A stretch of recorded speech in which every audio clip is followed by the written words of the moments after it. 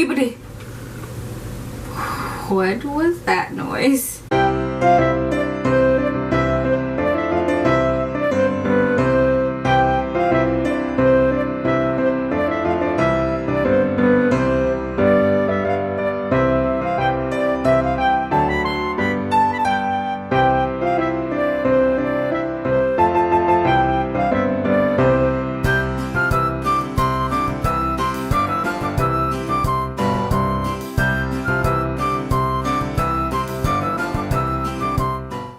Hey, what's up? Hello, xin chào pretty.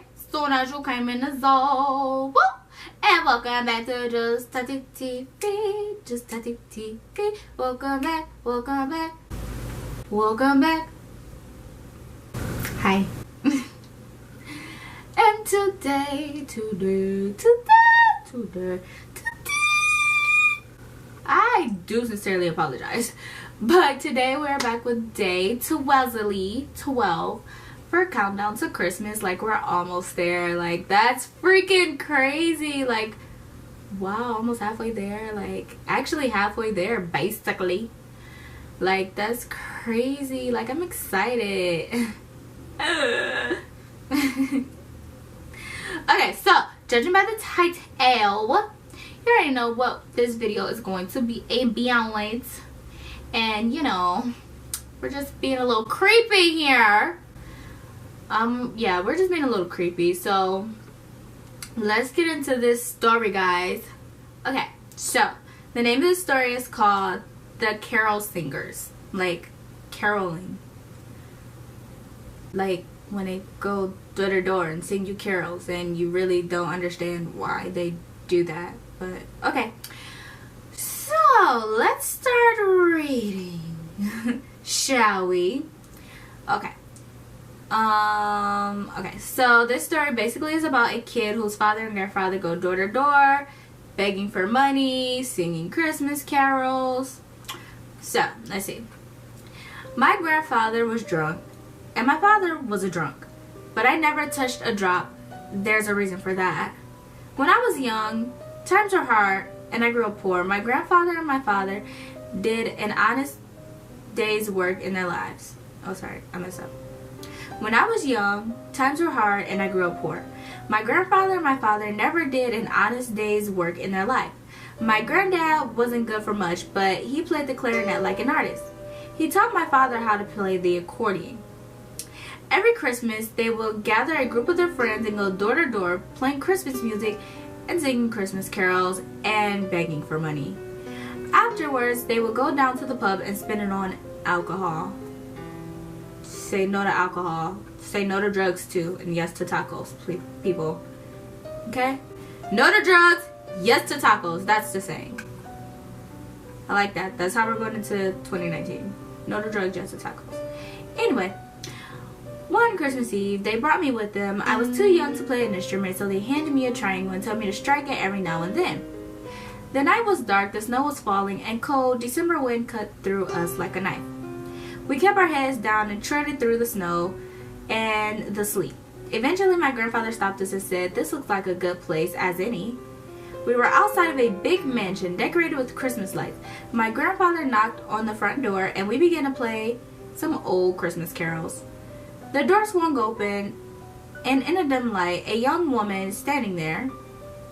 She was holding a tray of glasses in her hand, and with a smile, she picked up the glass and held it out, inviting one of the men to drink. My grandfather rubbed his hands in glee and took a glass. Just then, I looked up in the window above and saw a face peering out of the shadows. A face that was hideous beyond words. I looked back at the woman in the doorway, and her face was hideous too. But before I could stop him, my grandfather put the glass to his lips and knocked it back with one big gulp.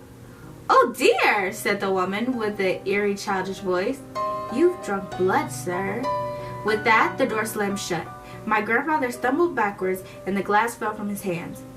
It shattered with a deafening clash. He collapsed in the snow. I don't remember much after that. All I recall is waking up in the light of dawn and finding myself lying in the snow. The other men were lying around me, just waking up themselves. My father got to his feet and rubbed his head. The woman disappeared, and the house was boarded up and abandoned. All that was left was a dark red stain in the snow where the glass had broken. My grandfather laid there in the snow beside it, and his face was all purple and swollen. He was dead as a doornail. We hurried home that morning and called the police. They picked up my father's body and brought it to a mortuary. My father told them what had happened, but they didn't believe a word of his tale. They said the house had been vacant for over 100 years. After that night, my father was never the same man again. He never let another drop of alcohol touch his lips, and I made sure I did the same. Oh, well, just jump right in there, just dive on head first and just tell us what the heck. I'm not sure if this story is true, based on a true story or not. I just thought it was just something to give you little creeps, as we continue to count down to Christmas. So what do you think about this story? Like, let me know in the comment section. I really want to know. I don't know what to personally think about this story, but I feel like it was a good little spooky story to read. Got some Christmassy things in there, but that's crazy. So yeah, with that being said, make sure to follow me on all my social media sites, which are down in the description box below. So do that right now, and I'm playing with you. And make sure to subscribe, like this video, share this video with everyone you know, your friends, pet dog, go bed rock, see you so everybody know. I'll see you guys next video. Bye.